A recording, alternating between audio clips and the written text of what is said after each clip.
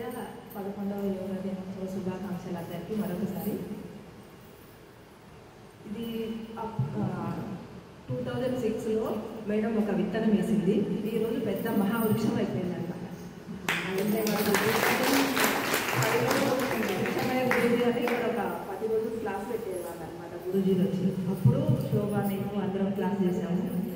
చాలా అద్భుతంగా అందరూ వదిలేసుకున్న శోభ టీచర్కి చాలా ధన్యవాదాలు. మనం ఏమి ఇచ్చినా తన రుణం తీర్చుకోలేము. ఇంత సేవ చేస్తున్నారంటే అసలు మనం చేస్తున్న అదే.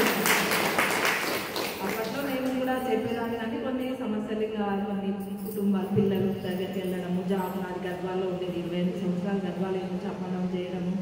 ఈ మధ్యన ఇక్కడికి వచ్చాను. ఇంకా అమ్మ నాన్న చూసుకోవడం కొంచెం బాధ్యతలు, అందుకోసం ఇంట్లో చేసుకుంటాను. నేను ఇక్కడికి రావడం కుదరదు, కానీ ప్రతిరోజు ఆ రోజు నుంచి ఈ రోజు వరకు యోగాని మాత్రం వదిలిపెట్టలేదు. అందుకే మేము అప్పటి నుంచి ఇప్పటి వరకు, ఇప్పుడు నేను 58 సంవత్సరాలు అంటే రిటైర్ అయిపోయేదాన్ని, కానీ పెంచినందుకు ఇంకా కంటిన్యూ అవుతుందండి.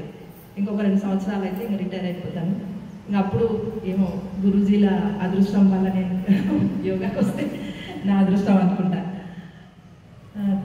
యోగా చేయడం చాలా అదృష్టం మనకు. ఇక్కడ ఎంతో కష్టపడితే కానీ ఈ నిత్యయోగ సాధన కేంద్రం అందరి కష్టం దీంట్లో ఉంది.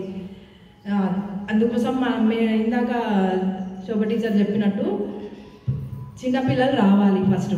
ఎందుకంటే ఇంకా ఎప్పుడు వాళ్ళే చేయలేరు కదా. మీరు యూత్ అనే వాళ్ళు వస్తే ఇది ఇట్లనే కంటిన్యూగా కొనసాగుతుంది చాలా రోజులు. ఒక సంకల్పం పెట్టి ఏ విధంగా అయితే ఇక్కడ ఈ నిర్మాణం జరిగిందో ఇది ఎప్పటికీ ఈ విధంగానే నడవాలి అంటే అందరూ ముందరికి రావాలన్నమాట. ఖచ్చితంగా వస్తేనే ఇది ఇప్పుడు ఈ రోజు ఎట్లా జరుగుతుందో అప్పుడు ఒక మహావృక్షమై అందరికీ నీడనిస్తుంది అనమాట.